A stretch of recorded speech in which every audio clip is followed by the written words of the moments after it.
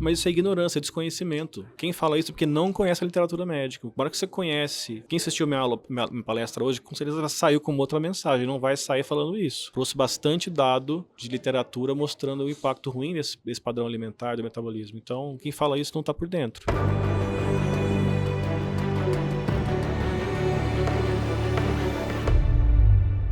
Olá, eu me chamo Mariana Queiroz e estamos aqui no Pod Science, o podcast do Grupo Longevidade Saudável, onde a ciência e a prática clínica se encontram para transformar a maneira como a gente enxerga a saúde e a longevidade.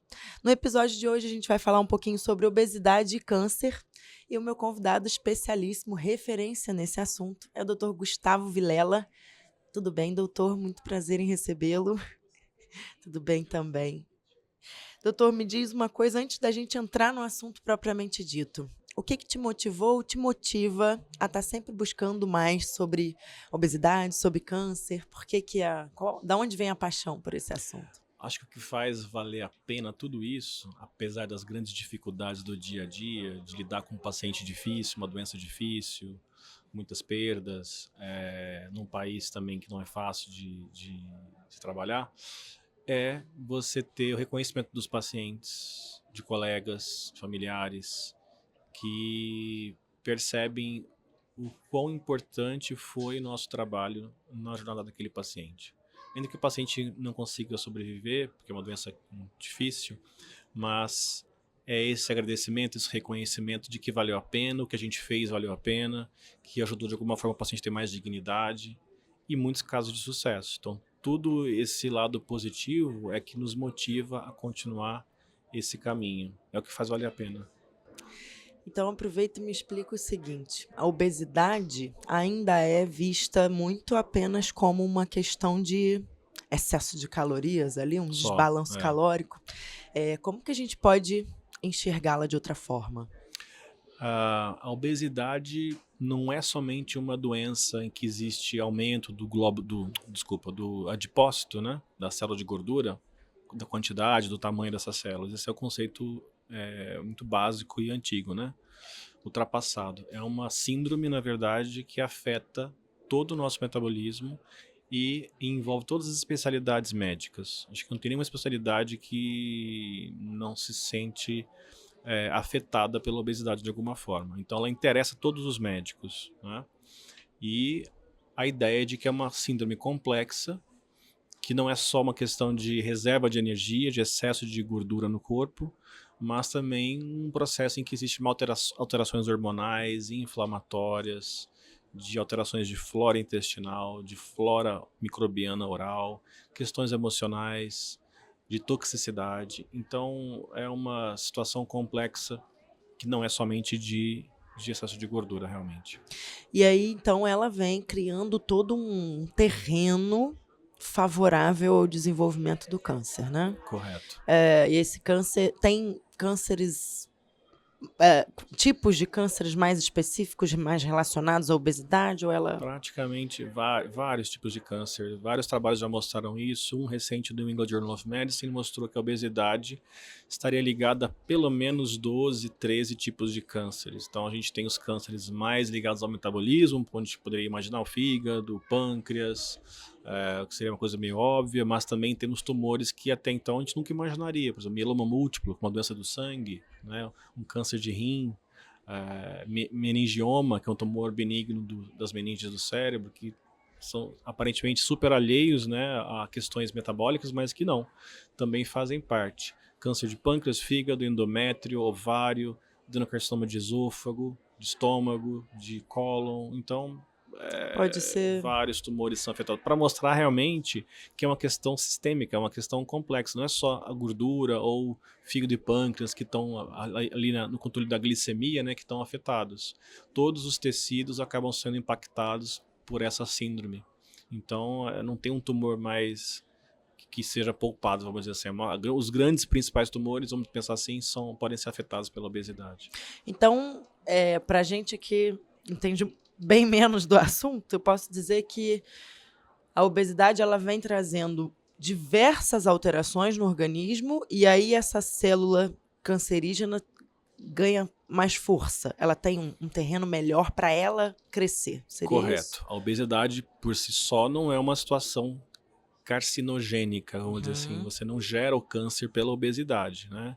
Os fatores que levam o câncer a surgir inicialmente não faz parte da obesidade. Mas a obesidade gera um palco, vamos dizer assim, em que essa célula que se formou, de alguma forma, prospere. Cria-se uma sopa metabólica, vamos pensar assim, um caldo ali, cozinhando em fogo baixo, e que esse caldo vai engrossando até formar, então, o câncer. Então, sim, existe um cenário metabólico favorável para que esse câncer progrida. E a gente tem aí, não sei se por uma questão de avanço também científico de tratamento, mas um crescimento muito grande no número de casos de câncer de modo geral. E também de obesidade, né? O senhor acredita que existe de fato essa ligação? Sim, existe. A gente fala que a epidemia de obesidade alimenta a epidemia do câncer. São epidemias que andam de braços juntos, né? Tem trabalhos também que mostram isso, que quanto maior a cintura abdominal, né, a segurança abdominal, né, a obesidade abdominal, visceral, maior o risco de doenças cardiovasculares e também de doenças oncológicas. Então, quanto maior o sobrepeso, a obesidade, é linearmente relacionado ao aumento da incidência de câncer. Então, são epidemias que andam braços juntos. E aí a gente pode entender o contrário também, que se a gente está mais esbelto, mas tem menos chance? Sem dúvida. Isso já se demonstrou, atividade física, a própria cirurgia bariátrica, já se mostrou em estudos que também reduziu a incidência de câncer. Emagrecimento, agora com os agonistas de GLP-1, as canetinhas emagrecedoras, também tem trabalhos que começam a mostrar isso também. Então, o impacto do emagrecimento, ele se reflete na redução da incidência de câncer, seja ele com bariátrica, exercício físico, dieta ou agonistas de GLP-1, esse emagrecimento ele será benéfico em redução do risco oncológico. E aí, assim, existe uma linha, vou chamar assim, mas é porque acho que o tratamento da obesidade ele tem diversas frentes, né? Mas existe uma linha que ela seria mais específica para a prevenção do câncer, propriamente dito, de algum tipo de câncer, assim. Porque as pessoas querem, buscam tratamento para a obesidade hoje por uma questão de preciso emagrecer, elas sabem, têm essa consciência, né? Mas ainda se fala pouco sobre a relação obesidade e câncer. Então, aonde o médico deveria analisar e parar para entender e seguir, que tipo de linha de raciocínio ele poderia seguir pensando na prevenção do câncer, propriamente dito? Eu acho que o médico tem que ficar atento a sinais de inflamação crônica que o paciente tem. Então, a proteína C reativa, o VHS, aumento de ferritina, marcadores que a gente tem no nosso metabolismo que já sinalizam por um quadro inflamatório crônico. O próprio hemograma pode mostrar isso também, relação neutrófilo e linfócito. Então, são parâmetros que às vezes são subclínicos e que mostram que o paciente às vezes nem chega a ser tão obeso assim, mas está no sobrepeso, ou mesmo o paciente magro, que ele já está num perfil metabólico inflamatório, que a gente chama de inflammation, né? Ou inflamação metabólica, né? Crônica, né? Meta-inflamação também já se fala assim. Então, esses sinais inflamatórios crônicos que a gente pode detectar por exames de sangue são sinais precoces de que alguma coisa não está boa ali, que tem uma inflamação acontecendo e deve alertar o médico. Outra questão importante, eu até falei na minha palestra hoje, é o processo da hiperglicemia sustentada, ou excesso de insulina, a hiperglicemia, como uma sinalização também pró-tumoral, né? A glicose em excesso e a insulina sustentadamente alta são sinalizações de crescimento tumoral, né? É um sinal que o corpo dá para o tumor se multiplicar e crescer.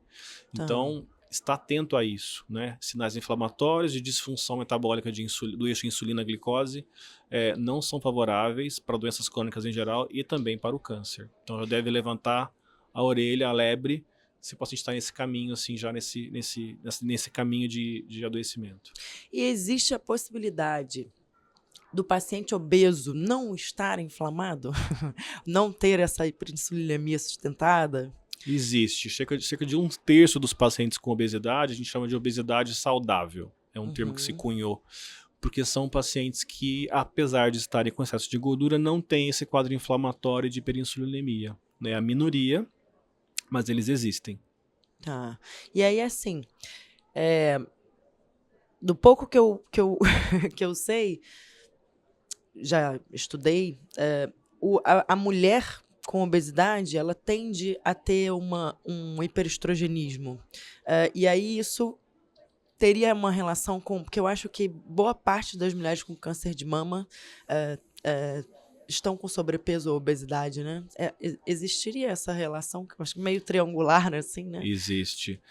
O excesso de tecido gorduroso contém uma enzima chamada aromatase. Uhum. Essa enzima converte a testosterona em estradiol, para simplificar, né?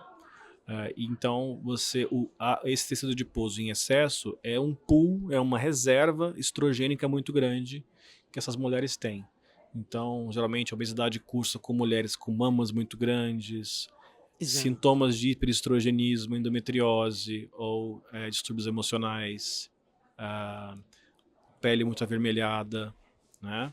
Que são sinais de estrogênio em excesso. Proliferação de endométrio, a obesidade vai junto nisso. Então, sim, essa obesidade cria-se essa produção maior de estrogênio no tecido adiposo, e essa exposição exagerada ao estrogênio é também digamos, um drive proliferativo. O estrogênio é um hormônio proliferativo, né, para alguns órgãos, mama, endométrio, por exemplo. Além disso, a obesidade cursa com excesso de insulina. Uhum. E a insulina também tem papel hormonal lá no fígado e vai agir num hormônio chamado SHBG, a globulina ligadora de hormônios sexuais, e vai reduzir esse hormônio. Só que esse hormônio ele é um freio, ele é meio que um contraponto para o estrogênio. Então, se eu aumento o estrogênio na gordura e diminuo o SHBG, eu diminuo esse freio, que controlaria um pouco esse estrogênio, eu deixo o estrogênio muito livre para atuar. Entendi. Excesso de estrogênio e estrogênio livre. Então, ele está mais ativo para agir nos órgãos-alvo.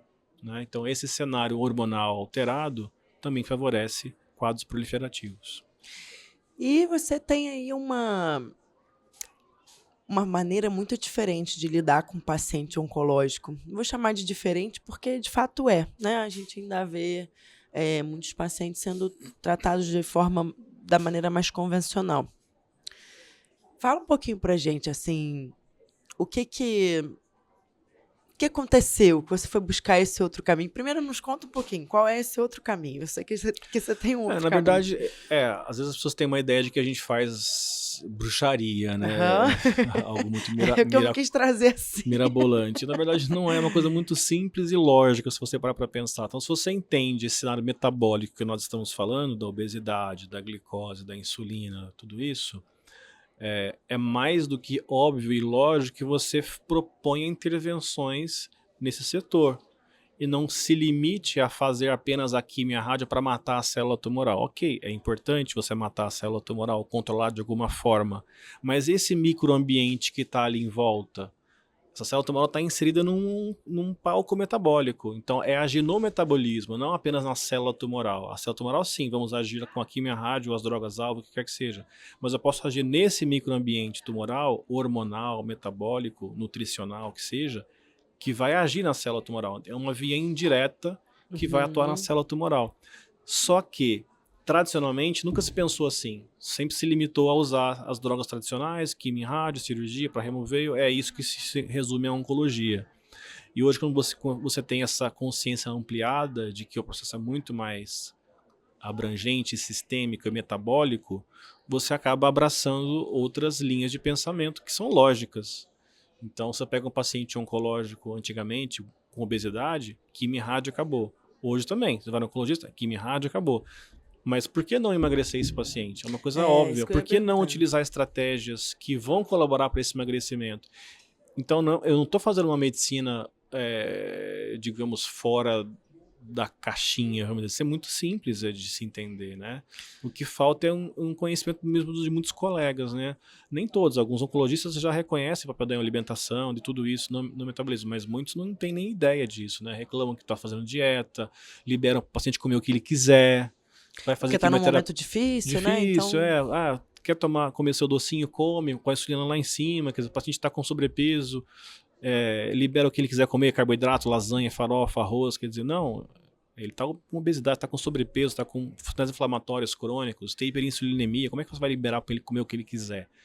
Então, assim, o ortopedista fala para ele perder peso porque vai atrapalhar o joelho dele. Aí ninguém reclama. É verdade, tem que perder peso pro joelho não. Uhum. O cirurgião plástico também, você tem que emagrecer para fazer cirurgia plástica. Aí ninguém reclama. A hora que o oncologista fala para perder peso, não, não tem sentido, não tem fundamento clínico E aí, isso. e cada um no seu quadradinho vai ser difícil a sua maneira, né? Porque a dor no Exatamente. joelho também é difícil no dia a dia, né? Exatamente. Então, essa estratégia alimentar ou metabólica para o paciente se melhorar como um todo, ela interessa a todas as especialidades e também na oncologia. Então, essa visão precisa mudar, porque está ultrapassado. Todas as especialidades estão lá na frente, a oncologia está lá atrás nesse sentido. Só pensa na droga, quimioterapia e mais nada, não aceita mais nada, sendo que a gente tem várias evidências de que tem outras formas de você ver o processo. E talvez até nos casos de câncer em que são muito difíceis, muito complexos, mas se a pessoa pode viver em condições um pouco melhores por mais um período, Claro. por que não válido, oferecer sim, isso, né? Com certeza. Se a gente não pode curar aquela doença, a gente pode muitas vezes cronificá-la, ou seja, esticar essa doença por mais tempo, para que o paciente tenha mais tempo com a família dele, com quem ele gosta, viver a vida dele com mais dignidade, menos efeitos colaterais, menos comprometimento da doença na sua vida, menos dor. Então isso é válido, né? Você conseguir dar essa qualidade para o paciente. E de modo geral, os pacientes têm... Você consegue trazer essa ideia para o próprio paciente? Porque eu deduzo sim que assim, eu já tive um caso de câncer na família e foi muito difícil, realmente. Tá tudo bem, conseguimos a cura e tal, mas é muito difícil. Eles costumam receber bem essa outra parte, esse outro aspecto de como é que o médico traz isso, né? Olha, eu consigo te trazer um tratamento para o câncer, mas também tem tudo isso aqui que a gente pode fazer, que embora é difícil o seu momento, ele tem muito a te ajudar também, né? Porque às vezes é isso, nós ainda estamos muito acostumados ao que as fórmulas mágicas, rápidas, né? que Exato. não demandam esforço. Exato. Tudo acomodado, né? Zona Isso. de conforto. Me tratem, desculpa. Isso. Me tratem aqui, dentro aqui, faço a minha químio, resolvo a minha vida, sigo minha vida aqui sem fazer muito esforço. É o padrão, né? Isso. A pessoa não questiona, não vai atrás de nada, não tem o autoconhecimento, não vai buscar por que adoeceu, o que eu posso fazer que eu preciso melhorar, né? Porque se a gente está falando que a alimentação, a obesidade, a dieta errada, a flora, pode provocar ou colaborar para o câncer, se eu desfizer esse processo, obviamente eu vou ajudar no processo antitumoral. Então, o paciente que não está em busca disso daí, ou por desinformação, está perdendo uma grande oportunidade de buscar esse autoconhecimento, essa melhora geral da saúde, né? E aí, olha, eu já ouvi uma palestra sua em que o senhor falava das emoções por trás do surgimento, desenvolvimento dos cânceres, né? E as emoções também estão por trás, muitas vezes, da obesidade. Claro.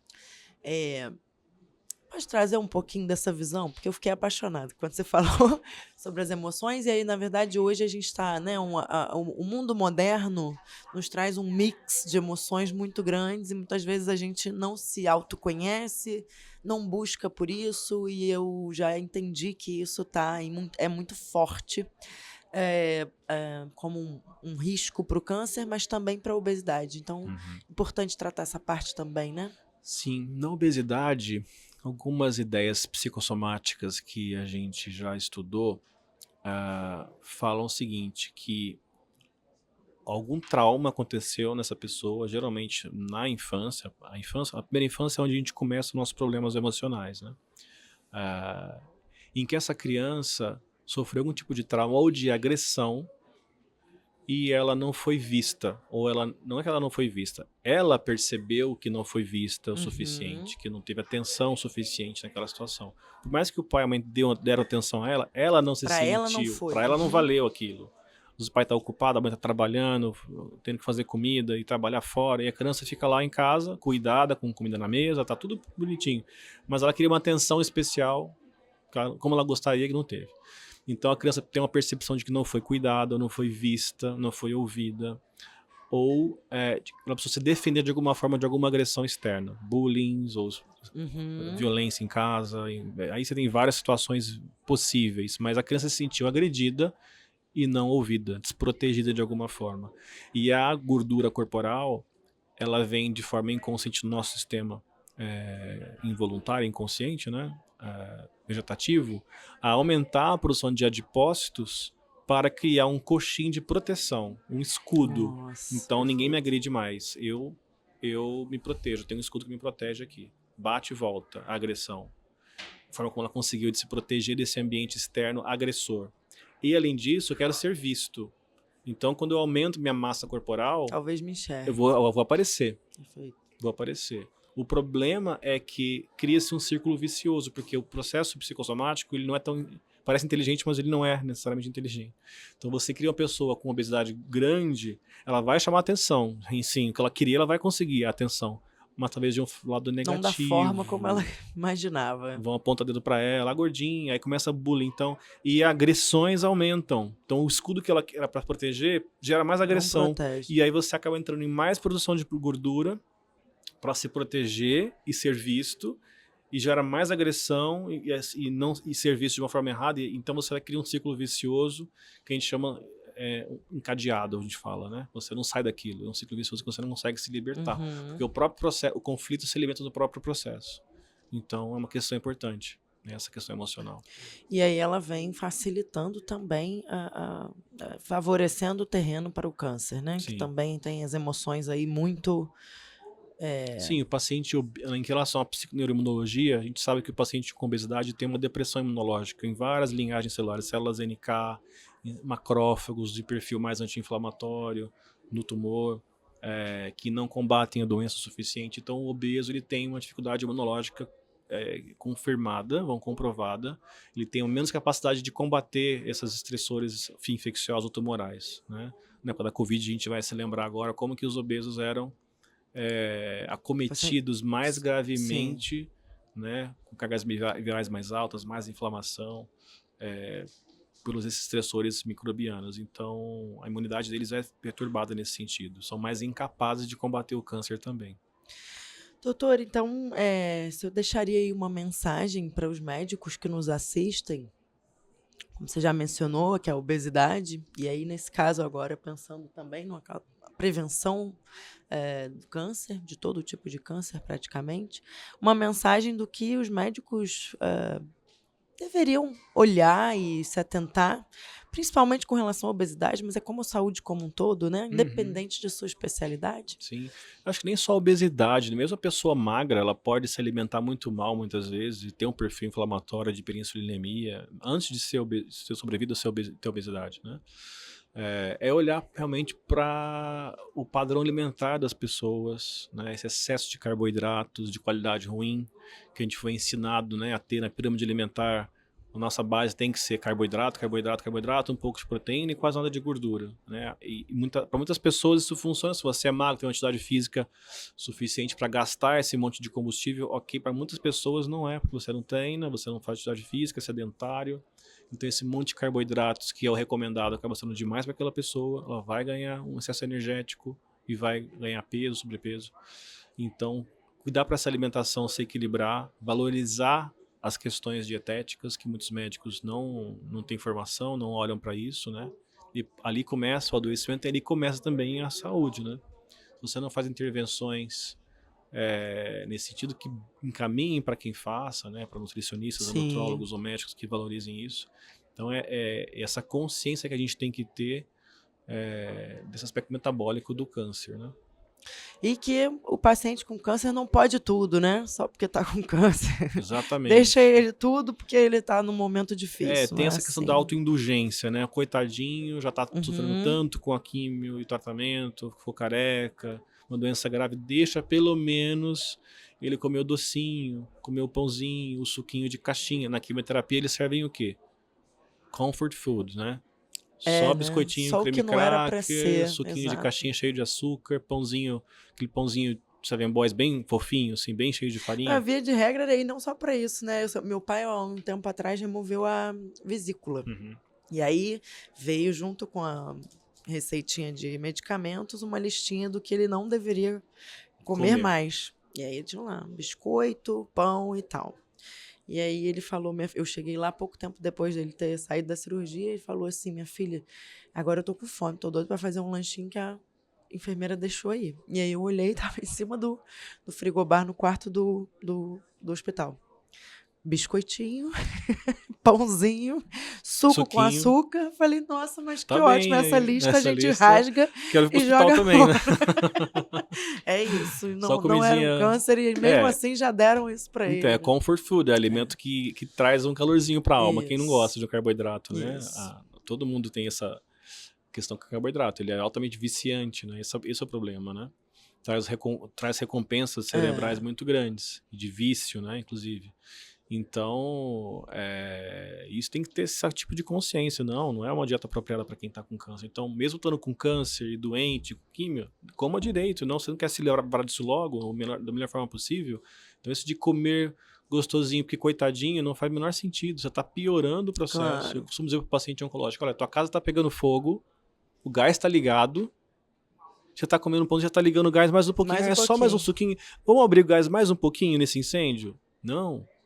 Tem que fechar esse gás. Essas mudanças, não só para a pessoa se sentir um pouco melhor, mas acredito que elas potencializem o tratamento do câncer. Sem né? dúvida, Assim, o sem tratamento dúvida. tradicional ele é melhorado Claro. a partir desse terreno melhor ali Sim, também. nós temos trabalho mostrando, por exemplo, o papel do jejum intermitente. Ou se não quer fazer jejum, uma dieta que simule o jejum. Né? Existem dietas que fazem isso, que simulam o jejum, foram desenhadas para isso. De forma que esse jejum, ou que simule o jejum, durante a periquimioterapia, nesses dias periquimioterapia, um dia antes, durante e depois da químio, você tenta vários trabalhos mostrando já essa melhora de náusea, de vômito induzido por quimioterapia, de diarreia, de neutropenia, que é a queda dos glóbulos brancos pela quimio, de plaquetopenia, as plaquetas baixas pós-quimioterapia, de fadiga. Então, ou seja, o repouso alimentar, né, uma dieta com menos calorias, melhora até a resistência do paciente à quimioterapia. Ele tolera melhor a quimioterapia, passa menos mal com a quimioterapia. Se concentre só naquilo, né? Exatamente. Ele tem um tempo de repouso, porque a digestão demanda muito gasto energético, um esforço grande para digestão. Se eu tiro esse fator, o corpo pode canalizar essa energia para se autorreparar, né? O jejum traz esse efeito, o dieta química de jejum traz esse efeito diferenciado, né? Ele fortalece nossas células boas para elas suportarem o estresse da quimio rádio e enfraquece a célula tumoral. A célula tumoral fica muito mal no jejum, na dieta química de jejum, ela fica mais enfraquecida e morre mais com a quimio, com menos efeitos colaterais. Lógico que a gente não faz isso de uma forma leviana.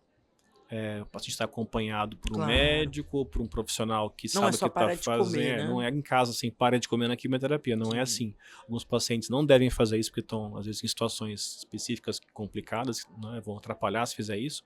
Mas num paciente que tem condições metabólicas de fazer, sim, é muito bem-vindo fazer jejum. Então, são várias questões que a gente tem visto no cenário oncológico que estão aparecendo, né? Que essa abordagem metabólica do paciente oncológico, a quimioterapia com suporte metabólico, tem vários nomes aparecendo, mostrando que todas essas intervenções, sim, refletem em melhor resposta ao tratamento, mais chance de sucesso, melhores taxas de resposta de remissão completa, melhor sobrevida.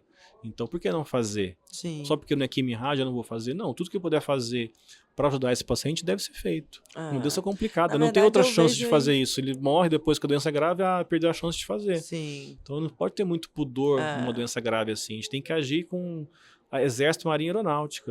Eu penso assim, eu faria isso em mim como opinião se eu pessoal, ficasse doente. penso que aí uma preocupação e uma consideração muito maior do que o deixe ele fazer o que quiser, porque está numa situação difícil. Isso para mim não tem o menor sentido. Vamos fazer o oposto. Tudo que pudermos mudar e para ele ficar melhor, eu acho que representa um cuidado muito maior do que, tadinho, deixa. Mas isso é ignorância, é desconhecimento. Quem fala isso é porque não conhece a literatura médica. Na hora que você conhece... Quem assistiu minha palestra hoje, com certeza saiu com outra mensagem, não vai sair falando isso. Que trouxe bastante dado de literatura mostrando o impacto ruim desse padrão alimentar, do metabolismo. Então, quem fala isso não está por dentro. Se algum médico falou para o paciente como que você quiser, ok, o paciente ele quer o que ele quer ouvir muitas vezes, né? Ele quer ouvir aquilo que ele quer comer o que ele quiser, mas procure outras opiniões, né? Às vezes o médico é bom numa parte, mas não tem um conhecimento nessa parte metabólica. Sim. Ele pode ser muito bom na química e na rádio. Ok, use essa parte boa que ele tem para te orientar na química e na rádio, na cirurgia, o que quer que seja. Mas procure profissionais que também têm outra cabeça na parte metabólica, porque vai somar forças.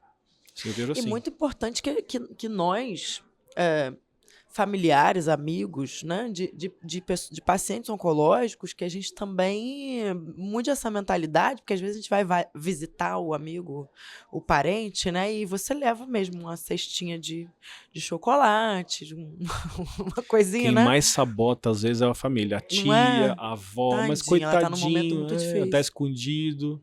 A gente tem brigas homéricas nas famílias, assim. A mãe e o pai querem uma coisa, a avó dá escondido do docinho, porque o netinho dela merece. É porque enfim. vó é pra isso, né? Dizem que a avó era a mãe adocicada, né? Então faz jus ao nome mesmo. Então o docinho ela vai querer dar. Mas nesse momento não pode. A gente precisa rever esse comportamento, né? Acho que talvez a melhor opção é perguntar para quem está diretamente acompanhando, né? Esse paciente, o que eu posso... Quem carrega o piano, né? Exatamente. Quem carrega o piano que sempre tem, né? Alguém ali no centro disso, segurando, ajudando. Exatamente. Então é essa pessoa quem carrega o piano põe onde quer, né? Então Isso. quem está cuidando do paciente é que tem esse poder de decidir mais, eu acho. Exato. Quem vem só fazer visitinha e falar oi, tchau, não É atrapalha aqui a estratégia. Né? Ainda vem trazendo o que não é para trazer. Na boa intenção, sempre, claro, a gente entende, né? Mas não. Leve flores, leve livros, isso. Né? Isso aí, muito Com bem. certeza. Leve outras coisas, se conseguir uma palavra amiga, um abraço, que seja. Leve para andar um pouquinho na natureza, isso. Abraçar uma árvore. Mas um biscoitinho, não. Exatamente. Doutor Gustavo, queria muito ficar aqui conversando com você, até também, porque esse assunto, os dois, obesidade, câncer e a saúde como um todo, infelizmente, estão aí hoje muito presentes, né? São muito prevalentes e a gente tem muito a aprender sobre isso. Eu não sou médica, mas gostaria muito de aprender sobre isso, porque eu estou aí sendo bombardeada por possibilidades de ficar obesa o tempo todo. É hora de cuidar agora, né? Exato. Sim. Então a gente precisa ter informação para conseguir mudar e cuidar do que puder. E muito obrigada, então, por ter vindo aqui. Obrigado pela oportunidade. Conhecimento, viu? Longevidade agradece e eu agradeço pelo privilégio de conversar com você, tá bem? Um abraço. Esse foi mais um episódio do Pod Science. Se você ainda não está seguindo os nossos canais no YouTube e no Spotify, não deixe de seguir para não perder nenhum outro episódio. Obrigada.